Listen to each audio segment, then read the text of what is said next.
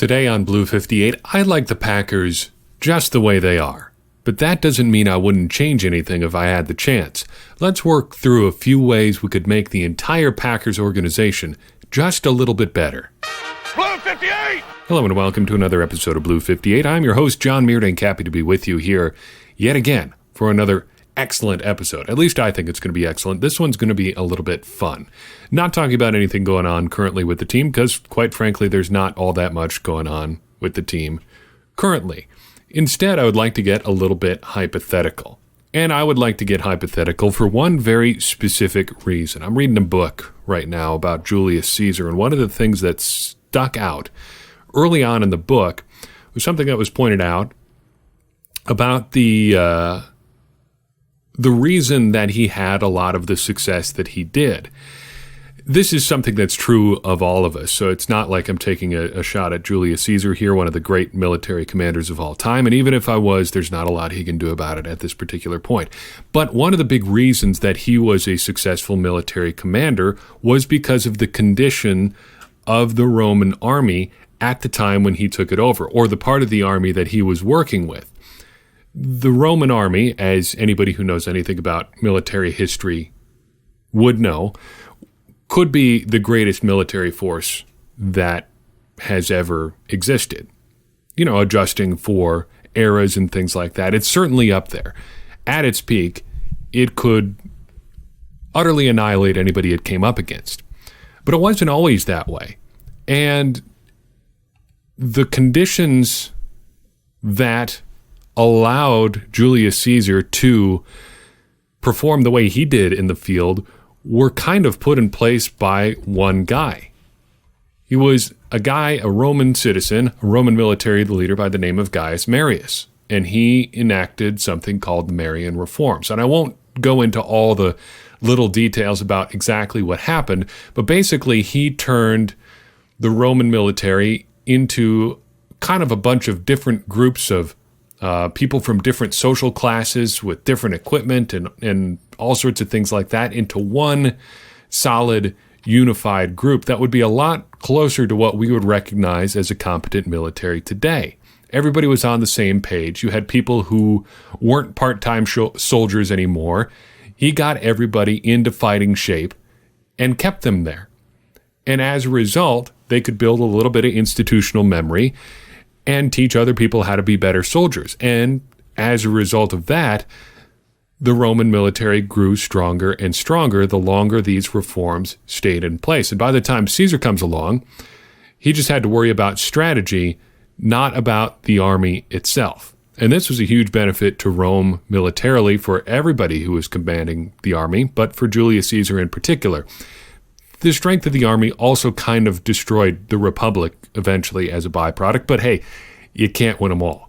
Overall, probably a net positive for Rome because they stuck around as an empire for quite a while. To tie this to the Packers, I think we are in a period right now that could be called the Murphy Reforms. Mark Murphy is making some changes to the way the Packers operate. He's been in charge in Green Bay for a while, but only over the last couple of years has he really decided that, hey, this is how things are going to operate. I want things to be different, and things are going to have to be different. And as a result, we've seen Ted Thompson transition out of his role as general manager, and there are some health considerations there too. But we've got Brian Gutekunst in place instead. Mike McCarthy was fired by Murphy and replaced by Matt LaFleur. There's also the new power structure in place in Green Bay, and hopefully, like the reforms that we talked about in Rome, this is going to lead to a period of sustained success for the Packers. Hopefully, it creates the conditions that the Packers need to succeed. But related to that, I wondered if I was king of the Packers, or whatever Mark Murphy's actual functional title should be, if I was emperor of the Packers, if we tie it back to Rome, what reforms would I institute? What would I do? I think the Packers are in really good shape, and there's not a whole lot that I would really change. I'm even kind of a fan of the power structure. I don't have a whole lot of bad things to say about it right now, though I have argued since the beginning that if this all goes south, we've got one guy to point to here. We know who to blame, which is a good thing and a bad thing. So I wouldn't change a whole lot of stuff like that, but I think there are some things that could make the Packers make a little bit more sense as an organization and as a product on the field. A lot of it has to do with, I think, just how the Packers present themselves. So we're going to talk a lot about history and uniforms and stuff like that, but I think that's all part of the overall picture. So let's talk about it. Let's institute the Meerdink reforms. The first thing I would do if I was emperor of the Packers would be to really work to help this team embrace the weirder aspects of its history. When we look at the Packers right now, and as the Packers kind of present themselves, you would think that there's really only 3 eras in Packers history, and they kind of all happened one right after another. You had Curly Lambeau, then you had Vince Lombardi, then you had the Wolf-Holmgren pairing that took over, and we've basically been living with the results of their work ever since then. You could probably even call that the Harlan era, Bob Harlan. But that is not really how it worked.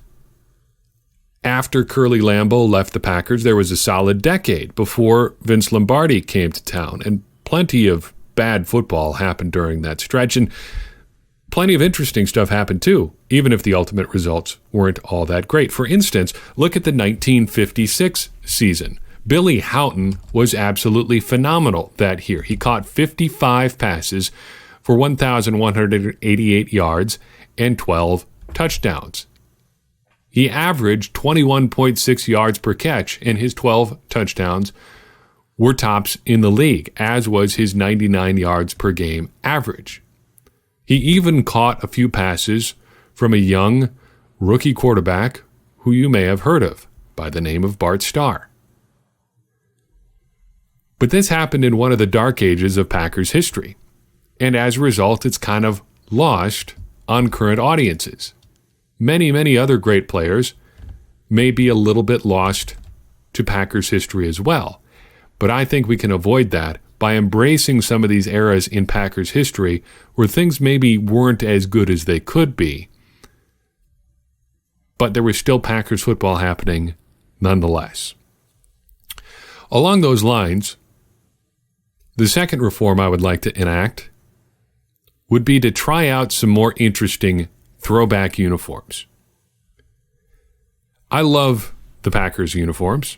I love the idea of their throwback uniforms, but I have been pretty thoroughly disappointed with most of the throwback uniforms that have happened in my lifetime. They had those kind of frankly odd uniforms that they wore on Thanksgiving a long, long time ago during like the Amon Green era, early 2000s. They had the bullseye uniforms, the big yellow circle ones, which were not bad, but not super great either, not super interesting. Then they had their most recent throwback set, which, it was the same as the throwback they used in the early 90s for the NFL 75th anniversary. That is kind of boring. And I realize that they want to go with the blue and gold color scheme because it's different than their current set. They can't really do a ton of green and yellow throwbacks, even though I think they should. Because even if you're sticking with the blue and yellow stuff, blue and gold, or you just want to do something that is in line with their current color scheme, there's a lot of wild stuff that happened in eras that's kind of glossed over. So these throwback sets that they've had center around the Don Hutson or the Johnny Blood eras of Packers history, the Lambeau years. And that's one of those eras of Packers history that we talked about before. That's one of the acceptable times of Packers history to talk about. But in those eras that we kind of gloss over, a ton of wild and weird and cool stuff happened uniform-wise. There's a solid yellow uniform back there in Packers history someplace, a solid green uniform, a solid white uniform with green numbers. You've got gorgeous 1950s throwbacks that are blue, a solid blue uniform, solid blue jersey, gold numbers, the gold Northwestern style stripes, so 3 stripes, 2 thin ones on the outside, 1 thick one in the middle, and then gold pants and a gold helmet. Take the logo off the Packers' current helmet and away you'd go. You'd be ready to go. I would love to see those. Those are the uniforms Bart Starr would have worn in his rookie season. Talking about that a little bit earlier. Do something a little bit more unusual. Be a little bit weird. Talk about some of the stuff that didn't happen during the most glorious periods in Packers history, because there's more to this team than that.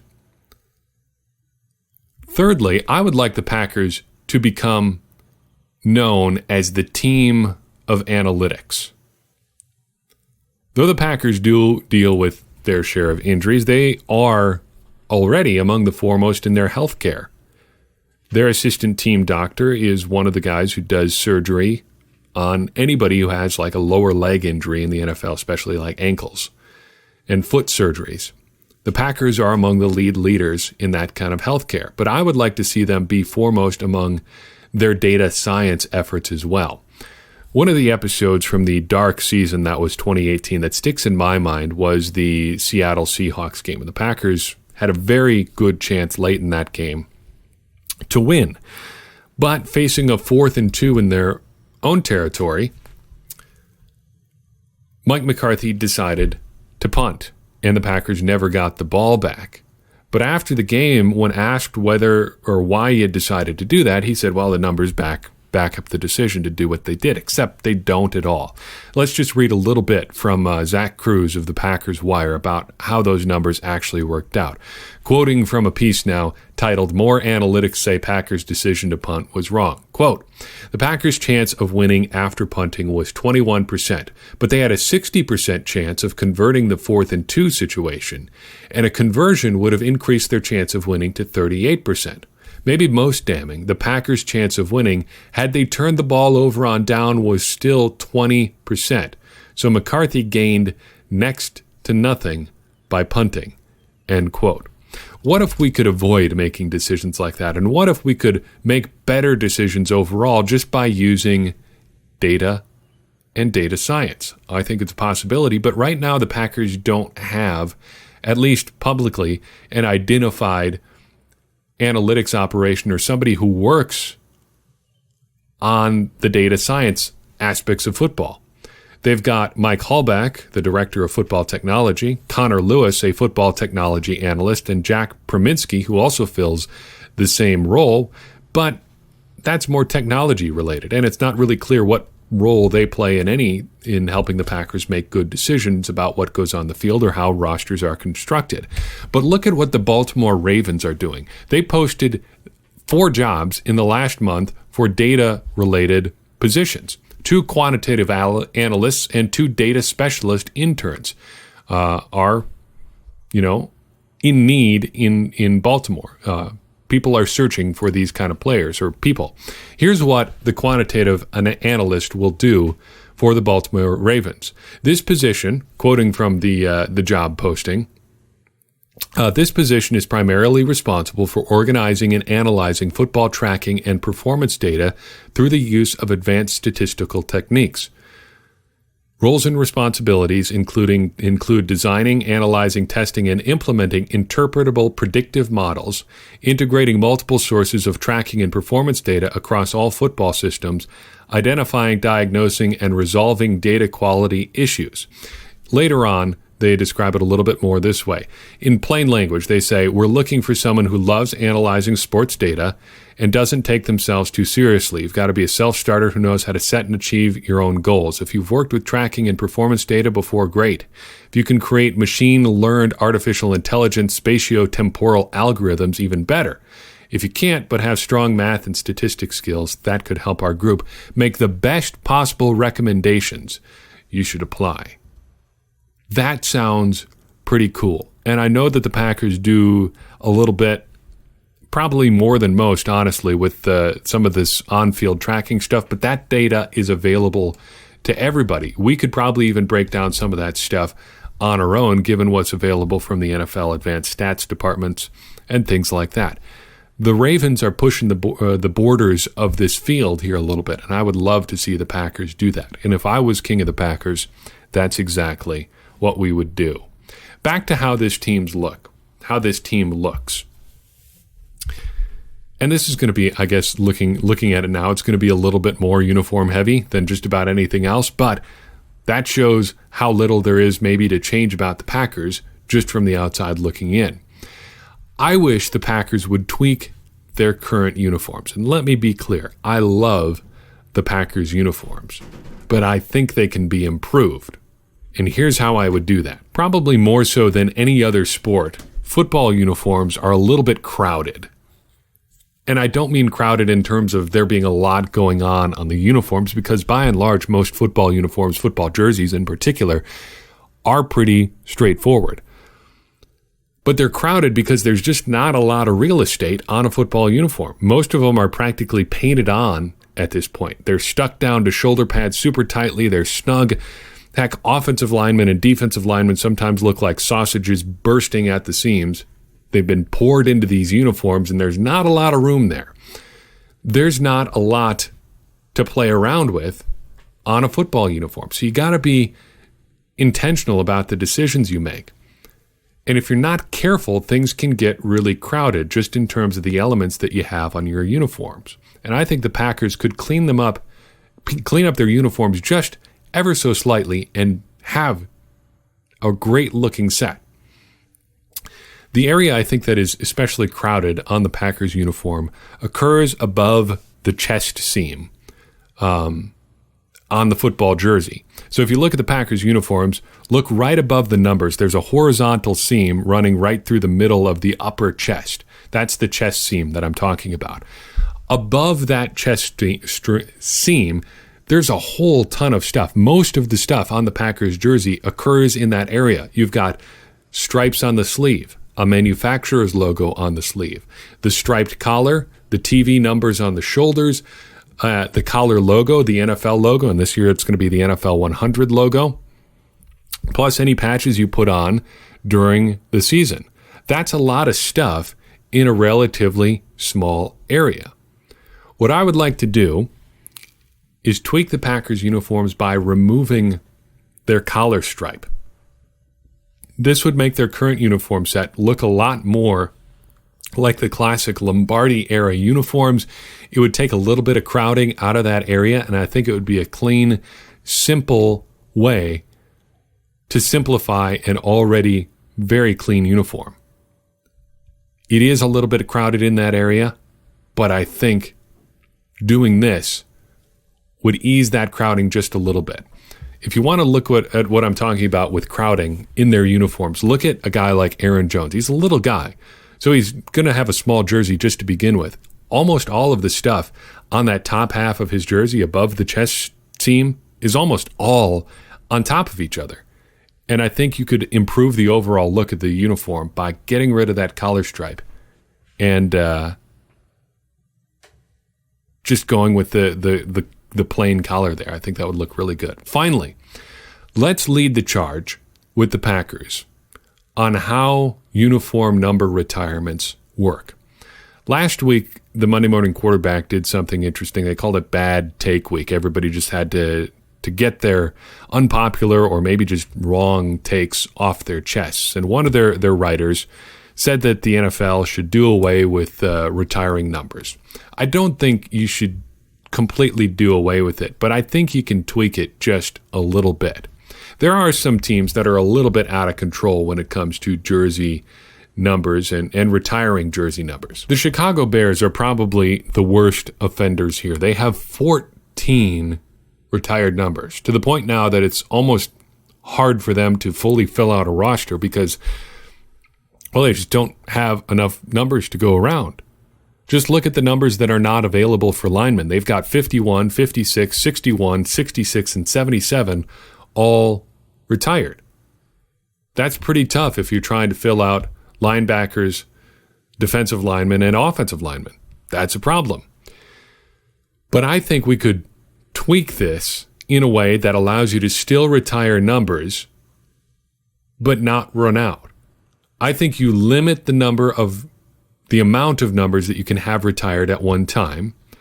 And then when you want to retire a new number, you bring the oldest number back. So say you limited the number of jersey numbers you can retire to 5. I don't want to try to figure out how that would work for the Bears. So let's circle back and do it for the Packers here, because they've got a nice number to deal with. They only have 6 numbers retired currently. In this scenario, if the Packers wanted to retire a new number, you would bring the oldest one that they currently have retired back into circulation. And turning to the archives, that means that Don Hutson's number 14 would have to come out of retirement. Now, that's slightly distasteful, but let's try to soften the blow here just a little bit. Don Hutson's number was retired in 1951. He last played in 1945. How old is the youngest person who actually remembers seeing Don Hutson play? It's a small percentage of Packers fans. It's a small percentage of the people who have ever watched a football game. It's a very, very small number. And you still could figure out a way for that number to be honored. Michigan did something like this a while back, where they let guys who were wearing numbers that had formerly been retired have some kind of patch on their jersey that called back to that former player. A writer for Windy City Gridiron said that maybe, like the Bears have George Halas's initials on their sleeve, maybe below that, if you're wearing a number that's come back into circulation, you put the player who used to wear that number, their initials would go under George Halas's. The Packers could probably make something like that work. Or since the top half of the jersey that we're going to be wearing in these new Packers that I am changing, since the top half of their jersey is going to be a lot cleaner because there's no collar stripe, we could put a patch in that part of the jersey. There's a number of ways you could work this out. This could also allow you to retire more numbers, since there would be constantly numbers coming back into circulation. This would allow you to do things like retiring, say, Donald Driver's number 80 or Jordy Nelson's number 87 for just a while, until maybe the association with Jordy Nelson or whoever it happens to be kind of fades away a little bit. If 10, 15, 20 years go by with nobody wearing 87 or 80, by the time the next 80 or 87 comes around, we're probably ready for somebody new to wear it. And it's a good opportunity at that point to remember a player who, A, is probably still alive to be honored again, and B, just have a new guy wear it. And it would prevent recently retired players' numbers from going to, well, maybe suboptimal players like Martellus Bennett wearing Donald Driver's number 80. All in all, this helps the Packers, I think, embrace their history a little bit more, since you have a chance to educate people about those former great players, while also giving newer, more modern players an interesting honor. So it fits with my overall goal of helping players, or helping the Packers as a whole, remember their history. Let's do something completely different. Talking about history, we've talked about history a lot lately, and one of the things I've emphasized as we've had this discussion is going to primary sources, to people who were there, to people who actually remember things or did things or saw things happen with their own eyes. I've got a great book by Chuck Carlson called Game of My Life, Memorable Stories of Packers Football. I've been going through some books in my personal collection lately, and this one caught my eye. I hadn't paged through it in a while, but this is a good book because he talks about great moments in Packers history and then gets the actual players involved to tell the story. We've been talking about Bart Starr a lot lately, and there's a chapter in this book about Bart Starr and his efforts in the Ice Bowl. And I just wanted to take a second to read his description of the end of that game to you. So here is Bart Starr describing the game of his life. Foremost in my mind is the Ice Bowl because of its significance on several levels. Football fans remember the weather, which was no doubt a key element. What some observers forget is that we were a team competing for our third consecutive national championship and our fifth title in the decade of the 1960s, yet we were playing with several starters on the injured list. That's what stands out in my mind even more than the weather. There are a couple things about the game that people may not remember. The change in the weather from Saturday to Sunday was one When we went out for our light Saturday workout, the field was in great condition. The temperature was 0, but there was no wind. The problem developed overnight as a cold front moved in and led to a damaged heating system under the field. At kickoff, the footing was tolerable, but as the game progressed, it deteriorated to the point where we were skating rather than running. In addition, few football experts wrote about the quality of the Cowboys team. They were talented, physical, and well prepared. We were more experienced, but they had earned the right to be there. Despite the brutal weather, the Cowboys nearly matched us that day, and it took every bit of creativity and determination on our part to win the game. As we ran onto the field to start what would be our last drive, I stepped into the huddle and looked into the eyes of my teammates. I knew instantly that nothing needed to be said regarding the importance of that opportunity. Everyone knew exactly what was at stake and what would be required. I do not believe we can single out any play as the most important of that drive because the very nature of a game-winning drive is that every play is crucial. I prefer to focus on the tremendous contributions from a couple players who never received enough credit. We had a dedicated, committed group of guys who were also very bright. For example, Donnie Anderson, our halfback, observed that the linebacker covering him was dropping off into deeper than normal coverage, which meant I could safely pass the ball to him for modest but steady gains. Chuck Meerdink, our fullback, noted that the linebacker covering him was staying too far toward the middle of the field, which allowed us to achieve a large gain on a relatively simple swing pass. Equally important was a play we planned for but had not yet tried. We waited until it was perfect for that drive. I handed the ball to Chuck Meerdink on what was called an influence play. If you were looking at the back of our offensive line, our left guard pulled to the right. Cowboys defensive tackle Bob Lilly was opposite him and charging at an angle almost parallel to the line, which meant that we could not block him cleanly. We decided to use Lilly's tremendous quickness and anticipation to our advantage. We pulled our guard, Gail Gillingham, to the right, hoping that Lilly would try to beat him to the point of attack. This would take Lilly out of the play, which was going to be run in the spot where he was originally lined up. This was a risky call, but I believed the time had come to try it, as the adrenaline was running full tilt, and Lilly would try to make a play for their defense, which he had done so many times. There was a second part of this play, without which we could not have succeeded.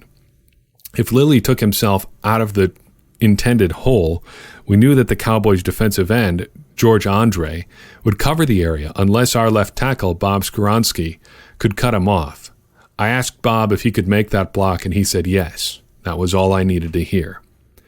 The play was a huge success, the highlight of the drive. Chuck gained 8 crucial yards, and if the field had been better, he might have scored. Had that occurred, the quarterback's sneak on the goal line would have been moot. It was the most memorable play I ever called. It perfectly illustrated how important it was for every player to execute his block. Because if Skoronski had failed to cut off Andre, we would have achieved only a 1 or 2 yard gain. In my opinion, Skoronski should be in the Hall of Fame. He was an outstanding offensive tackle. Had he not been overshadowed by his teammate Forrest Gregg, one of the best tackles ever to play the game, he would already be in Canton. That game certainly helped our spirit. We'd had the toughest year imaginable. We were 2-time defending NFL champions, badly banged up, and everybody wanted an extra piece of us. Each team was at its best whenever we played them. That is the most Bart Starr story, not just because it's in his own words. Everything about Bart Starr and his legacy tends to focus on how he made other people feel. And I think it's pretty cool that in a book called Game of My Life, the person Bart Starr talks about the least is himself, the guy who scored the game-winning touchdown in one of the most famous games in NFL history. Yet here's Starr, the hero of the game, talking about how great Donnie Anderson was, how great the offensive line play was, how great the Dallas Cowboys were, the team they beat that day. That says a lot about Bart Starr. And we could all do with a lesson on how to focus on other people instead of ourselves. That's all I've got for you on this episode. Thank you so much for listening. I do appreciate you taking the time to download and tune in. If you like what you heard and want to help us keep doing more of it, the best way to support the show is to leave a rating and a review on iTunes or wherever you listen. That does help more people find the show. And don't forget to subscribe. If you want to take your support to the next level, we've got a couple options for you. The best one is for you to head to patreon.com/thepowersweep. Donating $1 per month is enough to offset our hosting costs for the podcast and for our site. And don't forget as well to check out our great t-shirts and sweatshirts by clicking the shop link at thepowersweep.com. You'll see the full selection there. If you've got an idea for the show or just want to say hi, reach out via Facebook, Twitter, our contact page, or by email by typing thepowersweep1959@gmail.com into the address bar of the email provider of your choice. As always, every bit of feedback you give us helps us make Blue 58 and the Power Sweep better, which furthers our mission of helping everyone become smarter Packers fans. And as I always say, smarter Packers fans are better Packers fans, and better Packers fans are what we all want to be. I'm your host, Jon Meerdink. We'll see you next time on Blue 58.